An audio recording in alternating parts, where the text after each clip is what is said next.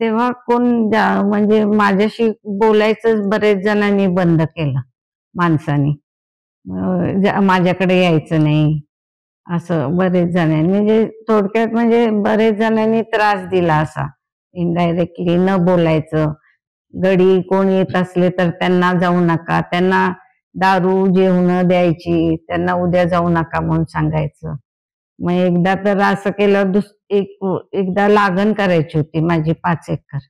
मग त्यांना गड्यांना ठरवलं, सगळं केलं आणि त्यांना तुम्हाला जेवण देतो, कोंबड्या कापून, जेवण, दारू पाजून. मग ते दुसऱ्या दिवशी गडी आले नाहीत. मग एक बाई, मी आणि एक ट्रॅक्टरवरचा ड्रायव्हर एक होता. त्याला म्हटलं तू ऊस तोड, त्या बाईला म्हटलं सोडून दे, कांड्या मारायच्या, आणि आम्ही तिघांनी मिळून लागण चालू केली 5 एकराची. मग एका दिवसात आम्ही 20 गुंठ लागण सगळी मांडून काढली तिघांनी. मग शेवटी दुसरा एक माणूस म्हणजे आबा असताना होता,